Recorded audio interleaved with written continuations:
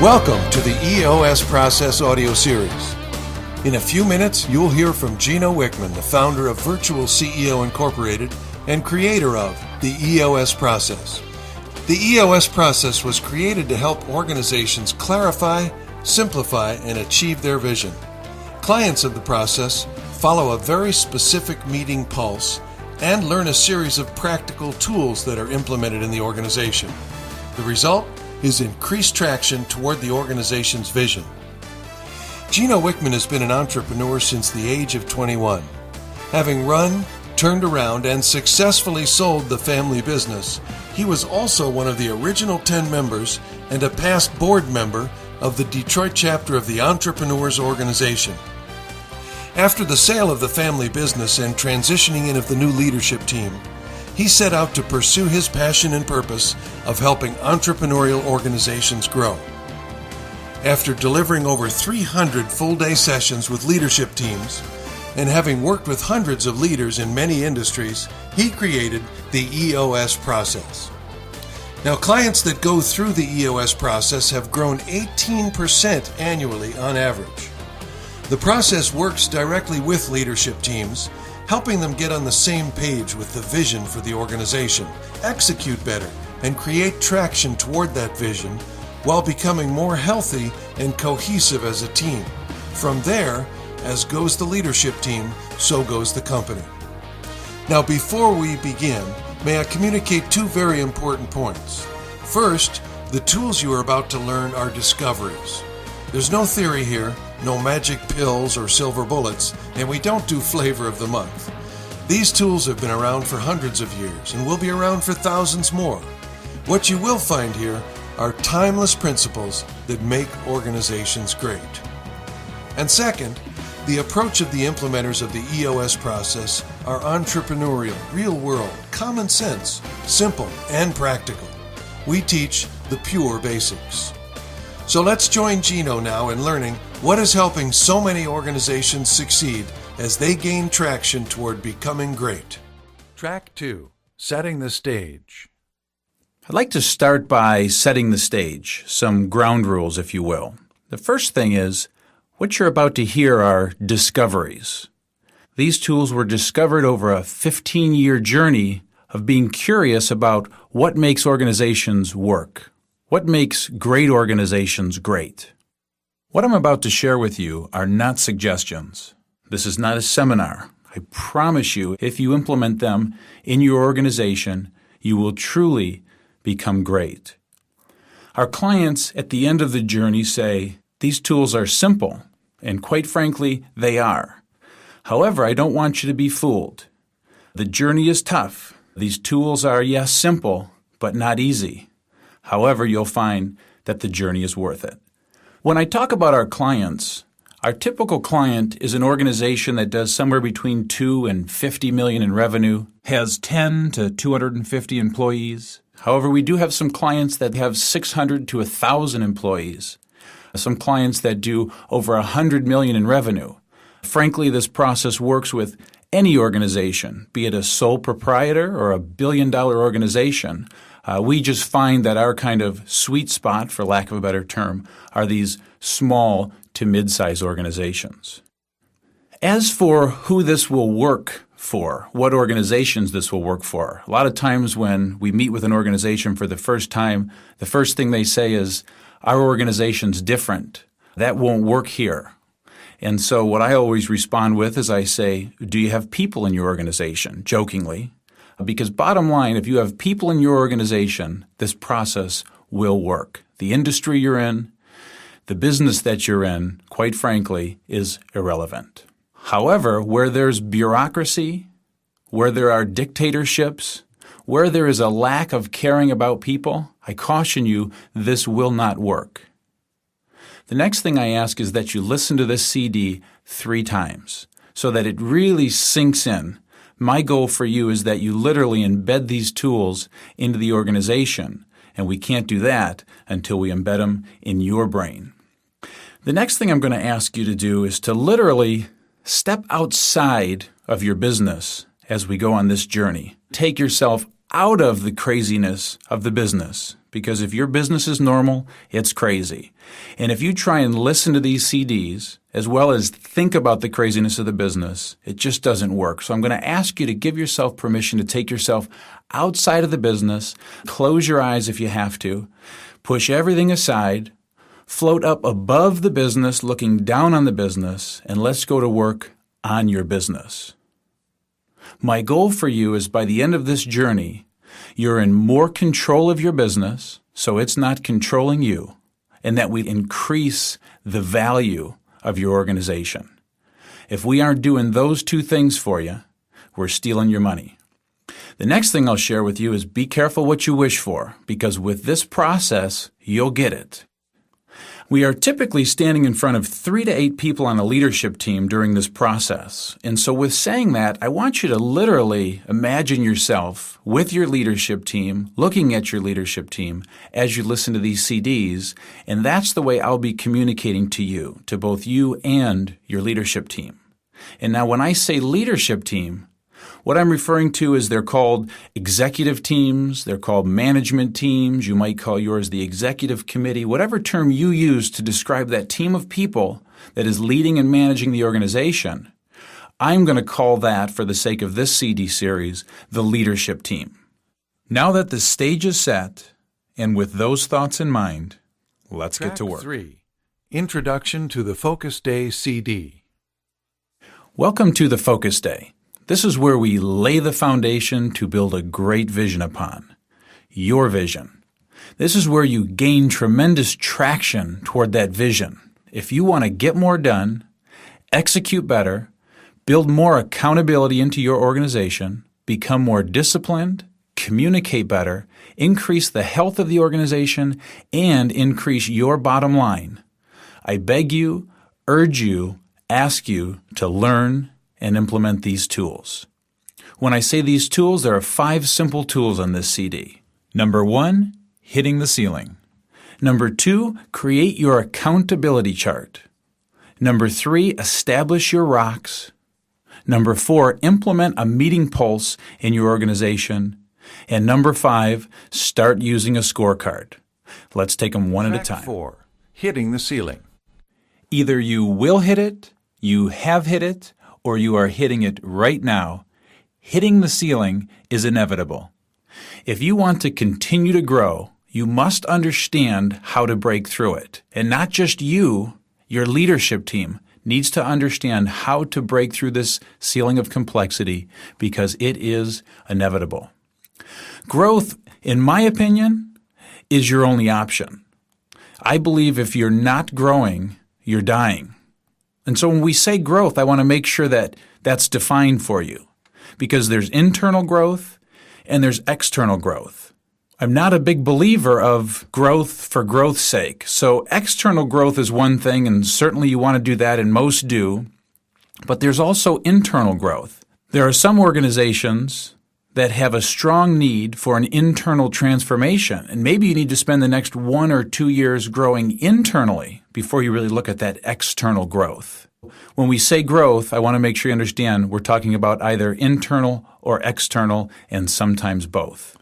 When we say hitting the ceiling, we're talking about how companies really grow. There was a study done in the 60s called The Evolution and Revolution of Business. What it talks about is how organizations grow in growth spurts, for lack of a better term. They have this evolutionary period and then a revolutionary period. When I say growth spurts, it's no different than the way children grow. When you have children, as do I, you know that children have these growth spurts. And just before the growth spurt, there are growing pains. And that's kind of the same thing. It's the evolution and the revolution as children grow. No different than your business, your organization. The body is so advanced, it knows how to break through that revolutionary period and grow. Unfortunately, most organizations don't know how to break through that revolutionary period. You've heard the statistics. 95% of all organizations are out of business within the first 5 years. They don't survive that revolutionary period. The good news is you can break through the ceiling. Your job as the leadership team of your organization is to constantly reduce complexity, break through the ceiling so that you don't become a statistic. It comes down to your ability as a leadership team to do 5 things. And so let me take them one at a time. The first thing is your ability to simplify the organization, to really dumb it down. Dumb down the messages, simplify the values and how they're communicated, your processes. Most organizations we work with, they're just too darn complex. And you know the old saying, KISS, keep it simple. Use models, use visuals, use acronyms, use numbers to really simplify things and dumb things down. Because as your organization grows, it gets more complex. And unfortunately, not just in direct proportion, studies show it gets more complex geometrically. So bottom line is you need to know how to simplify things, really dumb them down. A great Dan Sullivan quote, he says, "No further progress and growth is possible for an organization until a new state of simplicity is created." This entire process, this journey that you're on, is all about simplicity, and you'll hear us say it over and over and over again, less is more. The second item to break through the ceiling is your ability to delegate. We call it delegate and elevate to unique ability. As the organization grows, you cannot do it all. Hanging on to everything is not an option. You have to let go. You have to let go of some things and truly delegate and elevate yourself to your unique ability. It reminds me of a story of a leader who falls off a cliff, manages to catch onto a vine, and there he is hanging 1,000 feet from the top of the cliff. It's 1,000 feet down, no way to get out. With his last hope, he decides to look up to the skies, look up to the clouds, and give it a shot. And so he looks up and he asks, "Is there anybody up there?" And this voice billows down from the clouds and says, "Do you believe?" And so what's he going to say? Of course he says, "Yeah." And the voice billows down and says, "Then let go of the vine." The leader looks back up to the clouds and says, "Is there anybody else up there?" So as funny of a story as that is, you've got to let go, because that's how most of us are. We're hanging on to everything, trying to grow the organization. We're chief cook, bottle washer, doing it all. And so, as funny of a story as it is, you have to let go because you're holding the organization back. Now, when you let go, you need to let go of the right things, because we talk about your unique ability. You need to free yourself up to operate in your unique ability. That's where we need you in the organization. The things you let go of, the things that you delegate to other people, have to be the right things. And so sometimes we're afraid to give the stuff that isn't so much fun, but bottom line is you have to. We need you to. And so how do you come up with what those things are? There are things that you do in your business. There are things that you like to do. There are things that you don't enjoy doing. There are things that you love doing. There are things that you're good at. There are things that you're bad at. Think of what those things are, list those things, and then circle the ones that need to go away forever, and then delegate those things to the appropriate people in the organization. And now we've been talking about you. This applies to your entire leadership team. When we start out at the beginning, it's just little old us wearing all the hats in the organization. As the organization grows and we figure out how to build an extension of ourselves, build a team around us, now not only do we need to learn how to delegate and elevate, now the people around us need to learn how to delegate and elevate. So this applies to your entire leadership team. If any one of you are holding on, you're holding the organization back, and you've got to let go of the vine. The third item is your ability to predict. Now, when we say predict, we're talking about prediction on 2 levels. We're talking about your ability to long-term predict and short-term predict. So let's take them one at a time. Long-term prediction. You've seen it in publicly held companies. They predict earnings. They unveil the earnings and they either hit the prediction or they don't. They hit it, stock continues to climb up. They miss it, stock drops. Well, in a small to mid-size organization, you don't have the luxury of missing your prediction. Because if you miss the prediction, it potentially puts you out of business and you become a statistic. So when we talk about long-term predicting, we've got to take that leadership team. We've got to get on the same page and we've got to predict where this organization is going and how we're going to get there. What are our core values? What is our core focus? What is our 10-year target? What is our marketing strategy? What is our 3-year picture? Our 1-year plan? And bottom line, what I've learned here is that when it's all said and done, it's just a wild guess. Even with the publicly held companies, you just take all the data you can collect, all these wonderful minds, and you predict the best you can where the organization's going and how we're going to get there. So that's long-term prediction. Now let's talk about short-term prediction. Because now, as a leader in an organization, I find you're getting hit with about 6 issues a day that you need to solve, that you need to do a very good job predicting and making those issues and problems go away forever, solving them for the long term. Because what most leaders are doing is when they get hit with those issues all day and it's busy and they're buried in the day-to-day, they're typically figuring out a way to just get that darn issue out of their way. Just get out of the way for today or until next week. And what ultimately happens is the whole organization is kind of held together with duct tape and twine.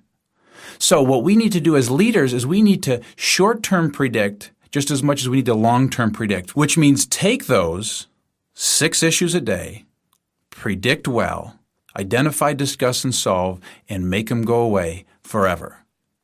When I talk about prediction, I liken it to picture a team of people cutting a road through a jungle, and they're just working away down there. As a matter of fact, they're the most productive team that's ever came along. They're twice as productive as any other team before them.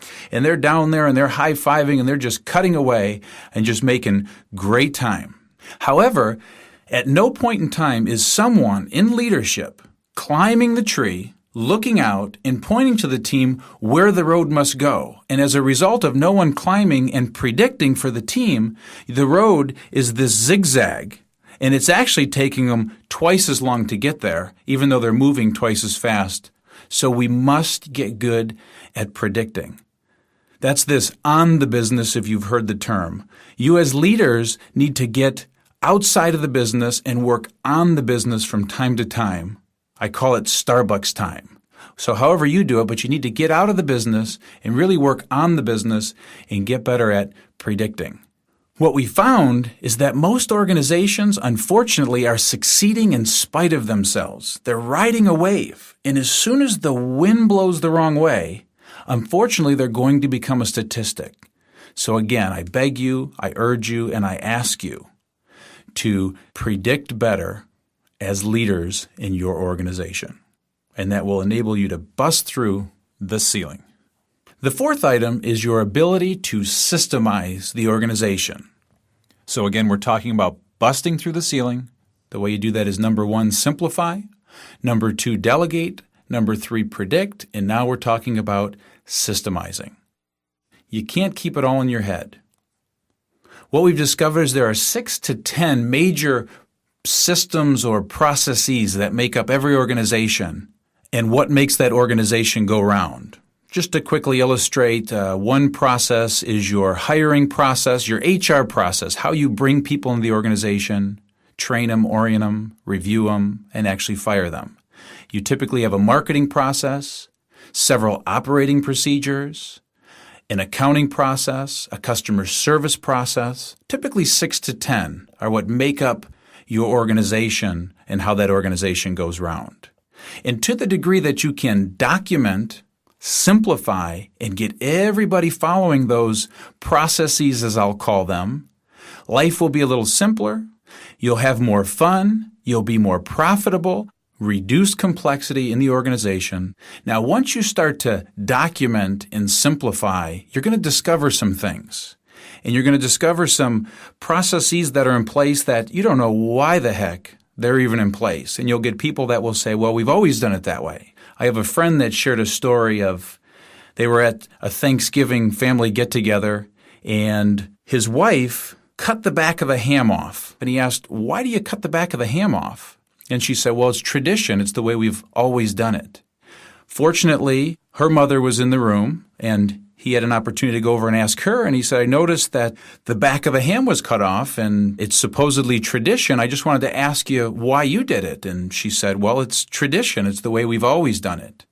And fortunately, great-grandma was at the event. He went to great-grandma, and he asked, why is it you cut the back of the ham off like that? And great-grandma said, well, the pan was too short, and it was the only way to get the ham to fit in the pan. So anyway, my point there is you're doing things in the organization. They're probably a little too complex. You've been doing them that way forever, and there is a way to simplify it. So again, I'm just simply asking you to document, simplify, and get everybody following those 6 to 10 processes. A gentleman by the name of Jim Weichert built the largest independent real estate organization in the world, and he was asked, what is the secret to your success? And he had a one-word answer: consistency. So simple, yet so powerful. In a nutshell, what he's saying is he would take his 6 to 10 major processes that make that business go round, document them, simplify them, and he would get everyone in his organization following them with absolute consistency. And it's how he was able to build the largest independent real estate organization in the world. Another way of saying this is your franchise prototype, if you will. It's the ABC way of how you do business. And so if you want to break through that ceiling, I ask that you systemize the organization so that you can reduce that complexity. And the fifth and final item is your leadership team's ability to structure the organization. So the first question I have for you is, do you have the right structure? What we find is most organizations are just a little too complex in the way that they're structured. And not everyone is entirely clear. And so what we find is the organization was structured as a result of ego. It was sometimes personality driven. And so that, quite frankly, for the greater good of the organization, is not the right way to structure the organization. The organization needs to be structured to reduce complexity, create clarity, and accountability, which takes us to our next tool, the accountability chart. And so to wrap up hitting the ceiling, again, 5 things your leadership team needs to be able to do to bust through the ceiling. Simplify the organization, delegate and elevate to unique ability, predict better, both long-term and short-term, systemize the organization, document, simplify, and get everybody following those 6 to 10 processes that make your business go round. And we structure it the right way using the accountability chart. Accountability chart. We're now going to talk about structuring the organization the right way for your organization. You could read 100 books on organizational development, and you would get 100 different opinions on what the way to structure an organization is. What we've discovered is there is no the way. It's just a question of determining what is the right structure for your organization that's going to create clear accountability, clear roles and responsibility in the organization. One disclaimer is this is not a hierarchy. However, we are going to come at this as an org chart structure. The accountability chart is just basically an org chart on steroids. And so here's how it works. It starts with a belief, a very strong belief, that there are only 3 major functions in any business. And so I'm going to ask for your blind faith here as I explain this to you. Those 3 major functions are what make all organizations go round, be it a $1 million organization or a $1 billion organization or anything in between. And so what I need you to do is either write this down or picture it, and I'm going to do my best to communicate this to you. The 3 major functions, what are they? So if you picture 3 boxes side by side, in one box you have sales and marketing. In the second box you have operations. And in the third box you have finance. And so again, 3 major functions that make all businesses go around. These are the 3 major functions. In other words, sales and marketing, nothing happens until somebody markets and sells something. Operations. Operations is the back end, the infrastructure, making the product, providing the service. And then finance is money's coming in, money's going out. Somebody needs to be accountable for managing that money well and making sure that we're profitable at the end of the year. So again, giving me blind faith here, let's take them as a whole. I've had many debates about sales and marketing is the most important because unless somebody sells something, nothing happens. Well, here's the reality. Let's take it as a whole. Let's pretend we have a strong sales and marketing. We have a weak operation component, and let's say it's a strong financial component. What's the end result? Well, the end result in that scenario is that we're doing a great job selling them, but we're losing them right out the back because customers just aren't happy. Another scenario, let's pretend we have strong sales and marketing, strong operations, but a weak financial. What's the net result of that? Well, what we'll have is, again, bring in lots of clients, take real good care of them, but money's coming right in the front and going right out the back. And then the last example, let's pretend we have weak sales and marketing, but very strong operations and very strong financial.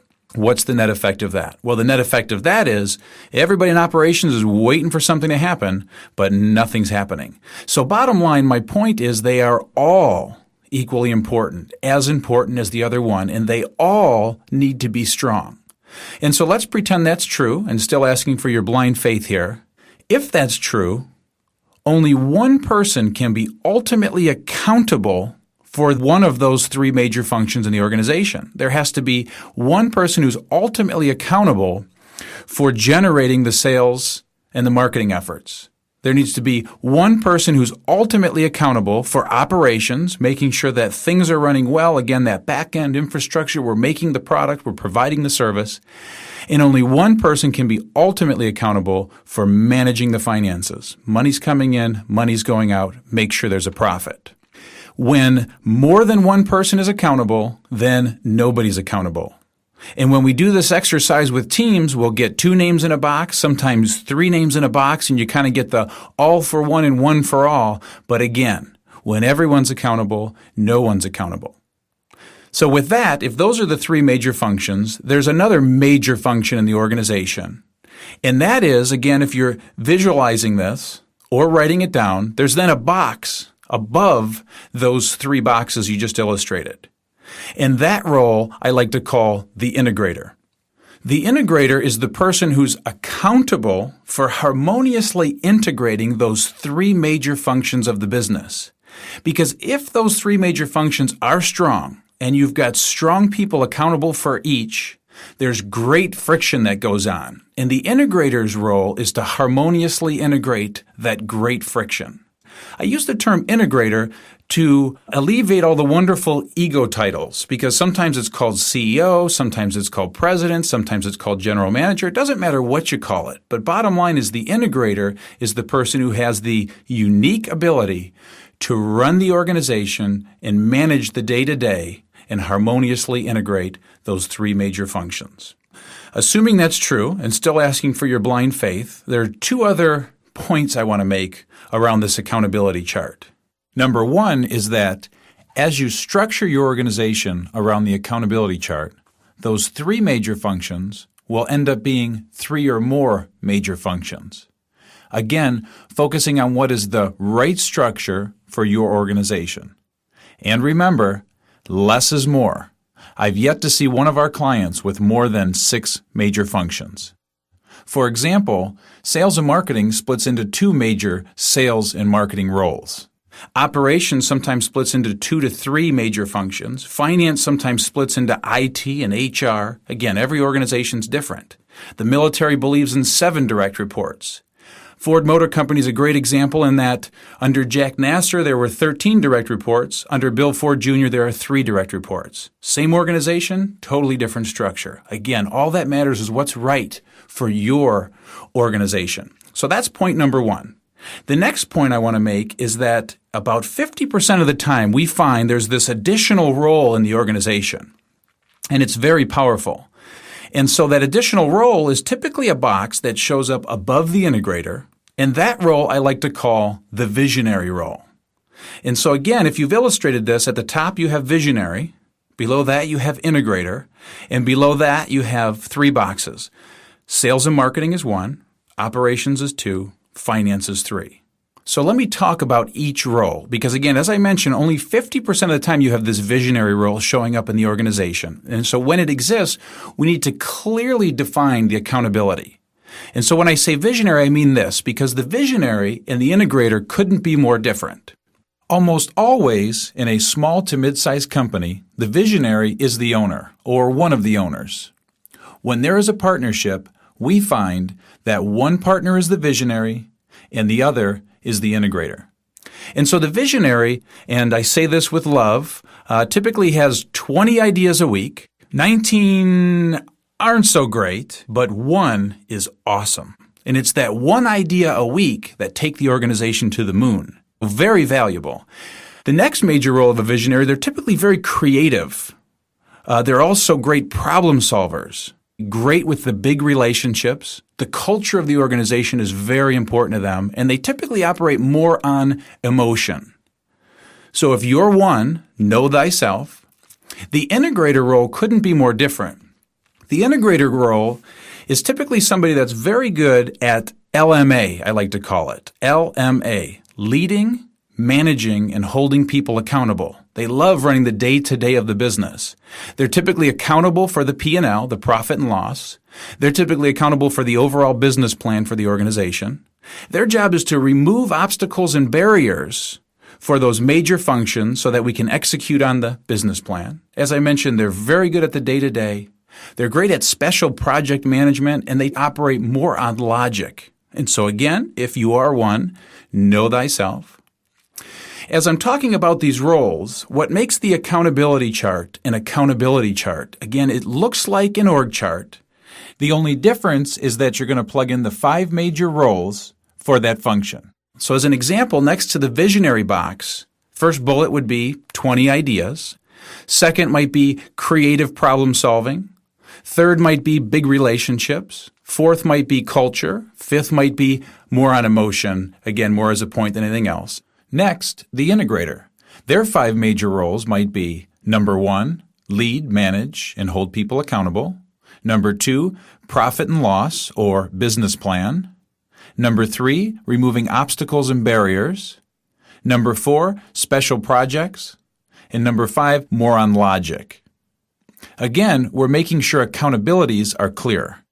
Let's take sales and marketing. Sales and marketing has 5 major roles as well. LMA shows up a lot, lead, manage, and hold people accountable. In other words, if they have people reporting to them. The sales revenue goal, they're accountable for that. Selling, a lot of times in small to mid-sized organizations, the person who's accountable for sales and marketing, typically VP of sales and marketing, also does some selling.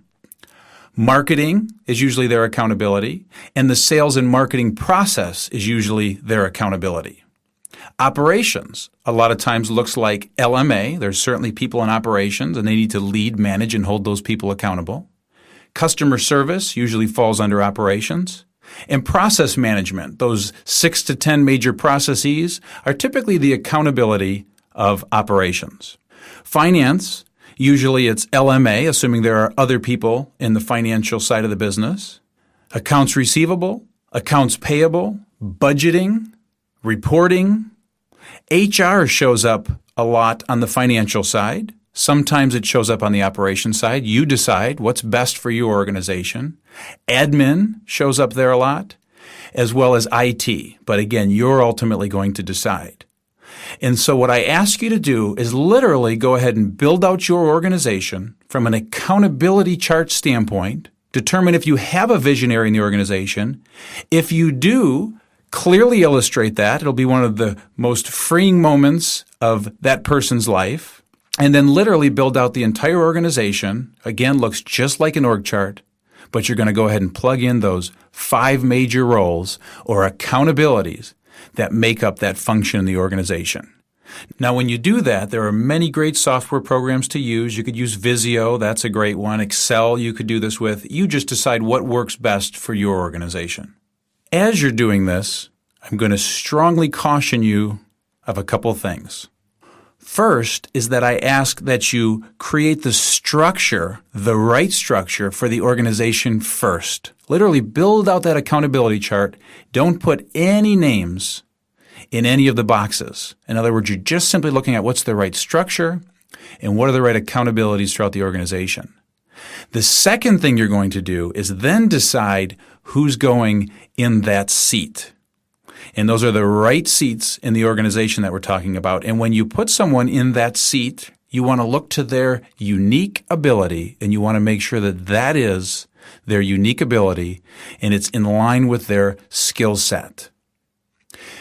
And also another caution, in small organizations, if you're the business owner and your name is Jim, it might be Jim in the integrator box, Jim in the sales and marketing box, and Jim in the operations box. That's okay, as long as there's clear accountability and there are not two names in the box. And as the organization grows and as you delegate and elevate, you will then let go of that major function and someone else will assume that accountability. So let's pull the accountability chart together and bring it to life. When you're all done, what it should look like is an org chart. An org chart with 5 bullets to illustrate the major accountabilities of that major function. In each one of those boxes, there will be one name, and that one name is entirely accountable for that major function and operating in line with that person's unique ability. And you've built out the entire organization to include every major function in the business. So you may be asking, what do we do with our current org chart if you've already done that work? What I suggest you do there is truly replace it and let this become the tool you use to communicate organizational clarity. The next step is to share it with everyone. They want to know, they need to know, and they'll appreciate knowing. From there, let the people that are accountable be accountable. Let go of the vine and let them execute. You will achieve clarity, accountability, and incredible results. Rocks. What we're talking about here is just basic prioritizing. I would like to start by sharing a story, and it's a true story. It's a story of Ivy Lee. Ivy Lee was a consultant back in the late 1800s, and he was sent to Charles Schwab, not the Charles Schwab we know today, but Charles Schwab that was running Bethlehem Steel Company back in the late 1800s. Upon Ivy Lee's arrival, the first thing Charles Schwab said was, "We don't need consultants. I don't like consultants. As a matter of fact, we don't need any more knowing around here. We need more doing. And if you can show us how to do more of what we already know, I'll pay you whatever you're worth." And so without even blinking, Ivy Lee has Charles Schwab take out a 3x5 card. On the 3x5 card, he has him write the top 6 things that he needs to get done tomorrow, and then put them in order of priority, 1 through 6. And when you come in tomorrow, work on number 1 until it's done, then go to 2, finish 2, go to 3, stay on track. If you get sidetracked, come back and work on the number you're working on. Don't worry about how many you get done for the day. And at the end of the day, do the exact same thing for the next day. Just basic prioritizing. And Ivy Lee said, and then go ahead and teach that to your people, and then you go ahead and see how it works for you. So as the story goes, a couple months later, Charles Schwab sends Ivy Lee a check for $25,000, which in those days had the cash equivalent of $500,000. And Charles Schwab said it was one of the best practices that the organization had ever learned, and it's what helped take Bethlehem Steel Company from then a small steel company to the largest in the world. Another example I'd like to share is a quote from Al Rees's book, Focus. In a nutshell, what he says in the book is he talks about how the earth is showered with billions of kilowatts of energy on a daily basis. And the worst thing that happens is we get a sunburn. However, a laser beam takes just a few kilowatts of energy, not billions, just a few, focused in a direction, and it can literally cut through steel, cut through diamonds. That's the power of focus. And in your organization, unfortunately, you don't have billions of kilowatts. You have just a few. And so with those few, to the degree you can get them all focused in a direction, you'll literally cut through steel, cut through diamonds, gain traction, and achieve your goals. The term rocks comes from Stephen Covey's work. And there's a story he shares, and I want to quickly share that story.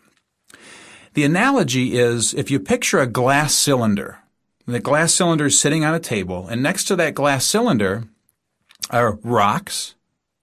Next to that are pebbles. Next to that is sand, and then next to that is a glass of water. And if you picture the glass cylinder as all of the time you have in a day, you look at the rocks as the big priorities that you have to get done. You look at the pebbles as your day-to-day responsibilities. You look at the sand as all of those interruptions, and the water is just everything else that you get hit with. If you, as most people do, you pour the water in first, you pour the sand in second, you pour the pebbles in third, if you go and put the rocks in next, those big priorities, they won't fit inside of the glass cylinder, your day, for lack of a better term. However, do it in reverse. Work on the big stuff first, so you put the rocks in. Next, the day-to-day responsibilities, put the pebbles in. Then the sand, all of those interruptions, and then pour the water in. Everything fits in that glass cylinder perfect. Fits in your day perfect. Bottom line is, you need to work on the high priorities first, and we call them rocks. The culmination of all of those stories is simply this. You need to have priorities. Here comes this term again. Less is more. So few is better than many. What we found is most organizations set out the year with their 23 priorities, sometimes 30, sometimes 40, and get very little done at the end of the year. And what we discovered is that by coming up with your rocks, every 90 days, we're going to create a 90-day world here. Typically 3 to 7 is the rule of thumb. Again, always less is more. When everything's important, nothing's important. And so the 90-day world works like this. Your team gets together for a full day every 90 days. You look out at your vision and you determine what are the rocks for the organization over the next 90 days. What are the 3 to 7 things this organization has to get done in the next 90 days? Everything else is secondary. And once we've done that for the organization, we then determine what are the rocks for each of the individuals sitting around that table on the leadership team. And so then what we do is it creates a laser focus around what we need to get done in the next 90 days. We put our heads down and we go to work for the next 90 days. 90 days later, we come up for air and we do the same thing. And again, we create this 90-day world that helps you create tremendous traction in the organization. So here's the exercise. Your leadership team gets together, as I mentioned, every 90 days, and you discuss and debate, list everything on the board that has to get done in the next 90 days. And you discuss and debate and determine what are the most important priorities for the next 90 days, again, for the organization and then for each member. Once you've done that, the next thing you need to do is make sure they're SMART. S-M-A-R-T, specific, measurable, attainable, realistic, and timely. The 5 characteristics of a SMART goal, because these are SMART goals with a very specific deadline. The next step is to assign who owns which one. There has to be ownership. Here comes that accountability again. So the 3 to 7 rocks for the organization, somebody on the leadership team needs to own each one of those rocks. One and only one person. From there, when all that great work is done, you then create what I like to call the rock sheet, which is just a landscape piece of paper. At the top of the piece of paper are the organization's rocks, and then below that are each of the individual's rocks on the leadership team. And you bring this rock sheet into your meeting pulse, which we're going to talk about next. And again, it just helps create clear accountability as to what's important and high priority in the organization. And what this is going to enable you to do, I love using the analogy, no one's allowed to throw anything over the wall, surprise us with a new priority this quarter because we all agreed these are the priorities for the next 90 days.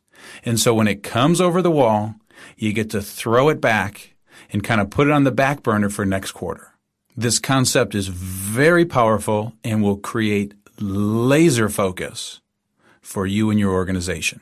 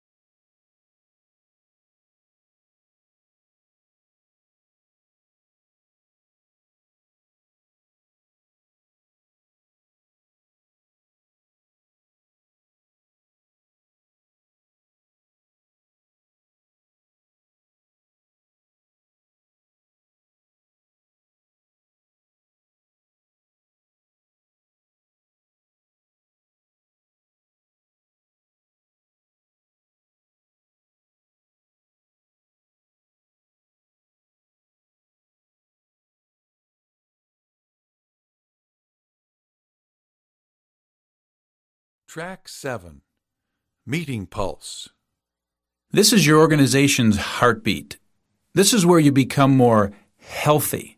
Fact, you will increase traction, increase accountability, communication, team health, and increase the results if you implement a very specific meeting pulse with a very specific agenda throughout your organization. Another fact, at first you will fight them, but soon you will fight for them and not know how you could have lived without them in the past. We have now seen this hundreds of times. At this point, it's scientific. The meeting pulse is where the real magic happens. And so when we say meeting pulse, we're really talking about two things. The first is doing quarterly and annuals, and the second is doing level 10 weeklies. And so we're going to take them one at a time. First, quarterly and annuals. When we say quarterlies and annuals, again, this came from a discovery. And the discovery was, in my first organization, I discovered that about every 90 days, we'd all get a little bit off track. In other words, we'd come out of a meeting laser clear on where we were going as an organization. Roles and responsibilities were clear, and we came out of that meeting great guns. And the discovery was that about 90 days later, for some reason, we'd all just start to get off track.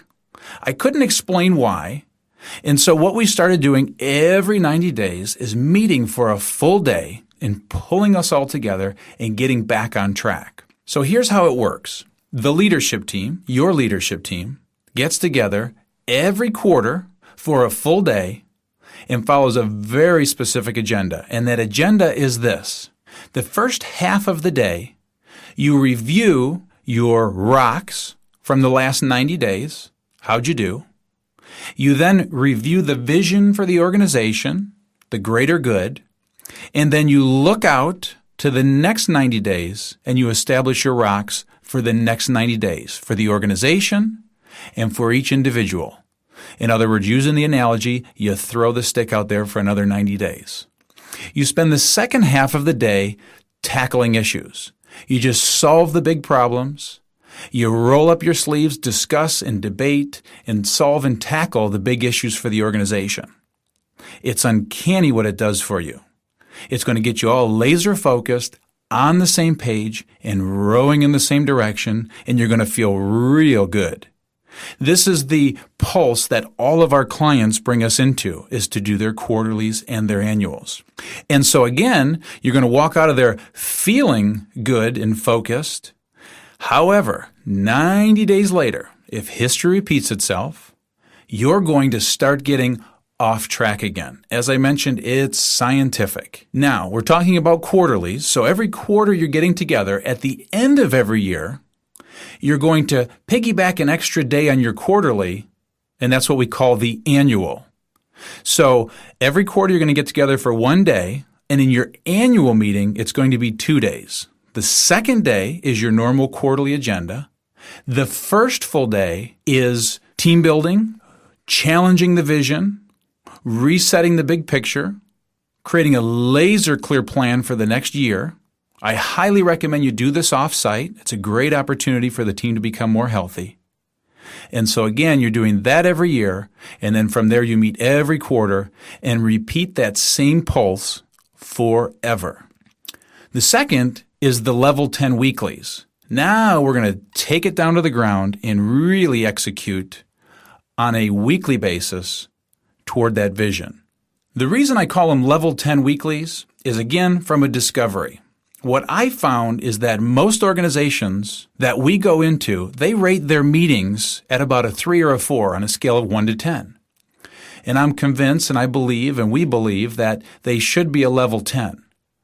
And so there's a very specific agenda that will help take your meetings to a level 10. And if they already are, I'm going to suggest you don't change a thing. Let's not fix what isn't broken.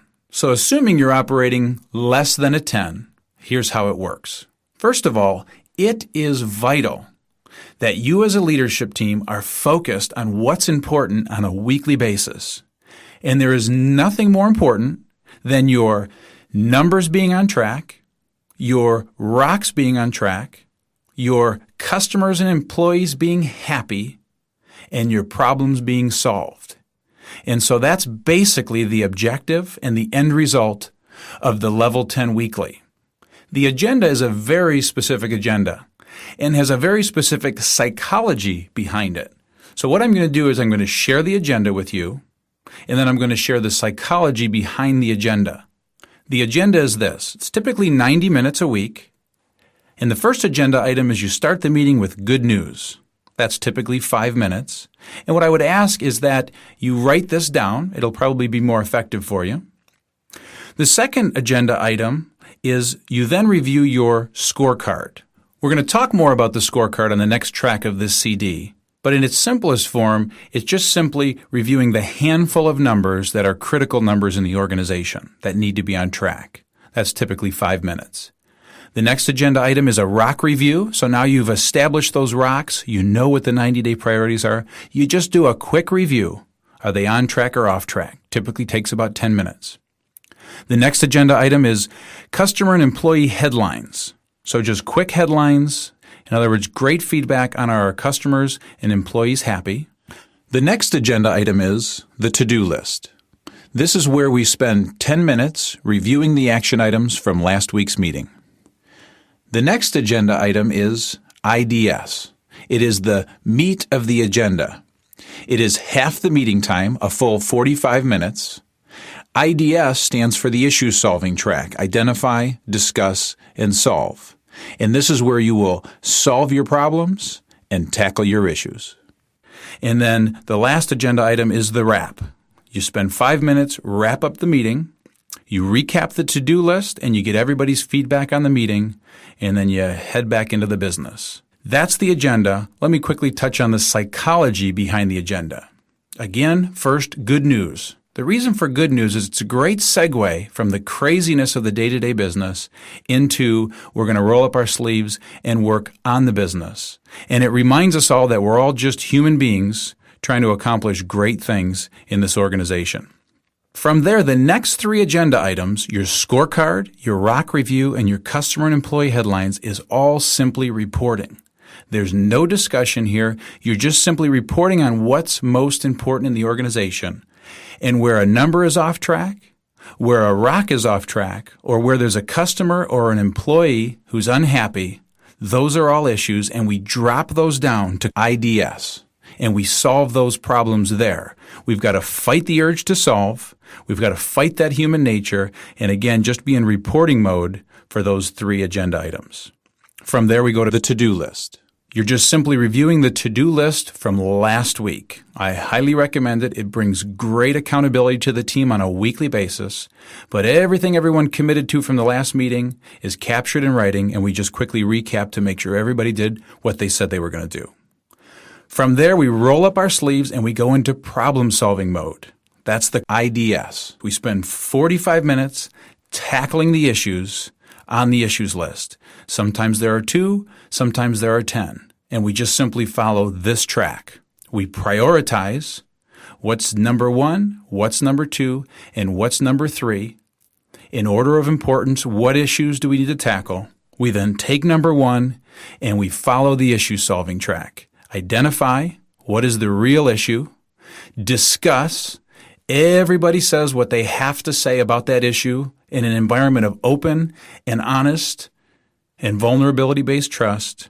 And then step 3 is solve. Solve that problem. Again, we talked about predicting short term here.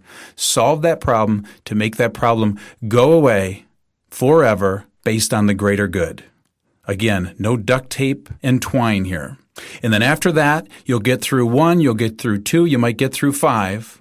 Once the 45 minutes are up, you move to wrap, and any issues that were not tackled in that meeting simply carry forward to the next meeting. And that's the Level 10 Weekly. Now, a couple pieces of housekeeping when it comes to the weekly. The first is that the weekly needs to be the same day, same time, every week, as I like to say, for the rest of your life.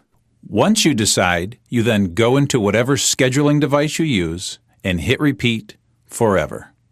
The next point is that the meeting needs to start on time and the meeting needs to end on time. We need to respect each other's time. So I love Vince Lombardi's saying where he says, early is on time is late. So let's get there a few minutes early so we can start to get our heads in the game. Another great saying I love is that routine sets you free. And that's all we're creating here is a routine, a pulse, literally like a heartbeat. This becomes the heartbeat of the organization. The next is that there are some very specific roles that need to be clear when it comes to the meeting pulse. Number 1 is you need to decide who's going to bring the agenda, the issues list, the rock sheet, the scorecard, and the to-do list to each meeting. And the next thing you need to decide is who's going to run the meeting. Only one person can be accountable for ultimately managing that agenda. And the last thing I will suggest is that the only reason somebody should be able to miss the Level 10 Weekly is really 2, either vacation or death. And if someone cannot make the meeting, the show must go on. We don't reschedule the meeting. We don't cancel the meeting. The show still goes on, even if somebody is not able to attend the meeting that week. So as you implement this meeting pulse for the leadership team, I want to remind you of something I said earlier. And that is, at first, you will fight them. But soon you will fight for them and not know how you could have lived without them in the past. 8. Scorecard. This tool has been around forever, sometimes called dashboards, flash reports, metrics, measurables, key performance indicators, scoreboard, whatever you call them. Bottom line, it's a handful of numbers that are giving you an absolute pulse on the business on a weekly basis, giving you the ability to predict the future, and telling you that your processes are on track and being followed by all. The rule of thumb is 5 to 15 numbers. The unfortunate reality is that most organizations don't have a scorecard. They don't have numbers that they look at on a regular basis. I liken it to flying a plane with no gauges. Some of you might be able to relate to that constant feeling of being out of control, not having that pulse, kind of an uneasiness. And for those of you, right now what you're having to do is literally go talk to 3 to 8 different people in the organization to get the real story. The other reality is if you're waiting around for P&Ls, your profit and loss statements to tell you, quite frankly, it's too late. This is the way that McDonald's manages every store in the entire world through a scorecard. They have a handful of numbers that tell them that store is on track. Another great example is Rudolph Giuliani. In his book Leadership, the first thing he did when he took over the city of New York was he created something called CompStat, which was basically just a scorecard. It was a city scorecard, and he had all of the city's departments reporting their numbers on a regular basis. Now, it caused a great upheaval because normally the city departments were not held accountable like this. However, now, years later, many cities are using the exact same system. And again, it was just a matter of implementing a scorecard, and you judge for yourself the success of the transformation that the city of New York has gone through. In my first business, I was able to manage the entire business on 14 numbers. It was something that was originally taught to me by my business mentor, Sam Cupp. So the question is, do you have a scorecard? Regardless of what you call it, for the sake of this recording, I'm going to call it scorecard. Do you have one? And if you don't, or maybe you have some of the information, here's the exercise that all of our clients go through. And it starts like this. You picture your entire leadership team on an island somewhere. You can't look at anyone. You can't talk to anyone. You can't access email. You can't talk on the phone.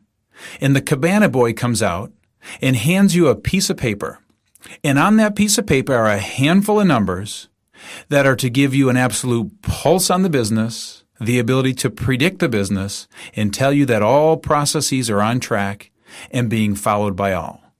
And so if that's the case, what are all the categories that you need to know? What are all the numbers that you need to know to give you that absolute pulse on the business?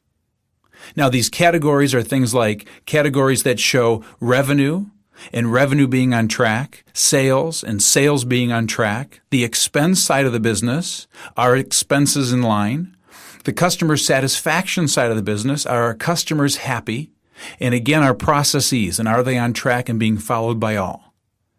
So I highly recommend, if you haven't done it already, you get with your leadership team and come up with what are those categories. The format is this. You take an Excel spreadsheet and you list the categories down the left-hand side. You list who's accountable for each one of those numbers in the organization. You then list what is the goal, what is the number we need to see for that category every week, and then you go ahead and plug the numbers in on a weekly basis. Now, using the Excel spreadsheet, the real magic of a scorecard is not the information on a weekly basis, although that's important, and where numbers are off track, we need to solve those problems. But the real beauty is being able to see 3 months at a glance, being able to see the patterns and trends, and how are we trending as an organization. Are we trending in the right direction, the wrong direction? But it's amazingly powerful, and you've heard the old saying, the trend is your friend, gives you the ability to see 13 weeks typically at a glance. And as we talked about in the previous track, is that meeting pulse. So now, once the scorecard is created, what I'm going to strongly recommend you do now is bring that scorecard into your weeklies and let it evolve.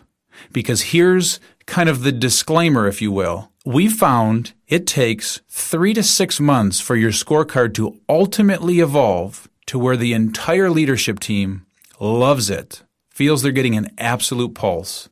And so what I ask here is that you be patient, let it evolve, and just simply bring it into next week's meeting and let the process take care of itself.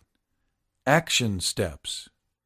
So in summary, on this CD, we've discussed hitting the ceiling, the accountability chart, rocks, the meeting pulse, and the scorecard. And so I urge you, if you want to gain traction and create laser focus in the organization, taking them one at a time, know when you are hitting the ceiling and how to break through, again, by simplifying, delegating, predicting, systemizing, and structuring the organization will enable you to bust through that ceiling. The next tool was create your accountability chart and communicate it to all in the organization. Create organizational clarity. The next tool was establishing your rocks. And so I asked, please establish your rocks every 90 days as a team for the organization and for each of you on the leadership team. And ultimately, take it down to everyone in the organization so everyone in the organization has rocks. The next was the weekly pulse. Please do your weeklies and then do your quarterlies and annuals as a leadership team. You will pulse faster and you will execute better. And lastly, it was start your scorecard. Bring it into your weeklies and manage those numbers on a weekly basis. And we promise you, you will gain more traction. And I ask that you please be patient, trust this process, and let the process take care of itself. 10. Acknowledgements. I'll close this CD by recognizing a few people. There are many sources, clients, and experiences I've pulled from to create this process. However, there are 6 very specific people that were life-changing for me, and I'd like to take a minute to recognize those people.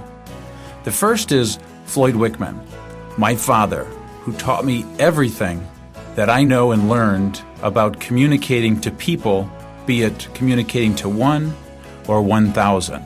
He is a nationally renowned speaker, a successful entrepreneur, and one of the world's greatest sales trainers. His organization is called Star Makers. You can reach him at starmakerteam.com or simply call 800-910-5351. The second person is a gentleman by the name of Sam Cupp, who was my business mentor, who taught me most of what I've learned about becoming successful in business. His organization is called Winning Futures, which is a program that he has brought into the high schools that help high school kids learn how to set a vision, create a plan, set goals, and commit and execute on those goals. His organization, if you'd like to find out more about it, you can find out at winningfutures.com. The third gentleman is Dan Sullivan, whose program, The Strategic Coach, changed my life. In his program, which I highly recommend, you will discover your unique ability and create a unique process for the way you do business. Unique ability and unique process are trademarks of the Strategic Coach program. You can find out more about Dan and his program at strategiccoach.com or simply call 800-387-3206. The fourth gentleman is Jim Collins. Jim Collins has written 2 best-selling books. One is called Built to Last, the other is Good to Great.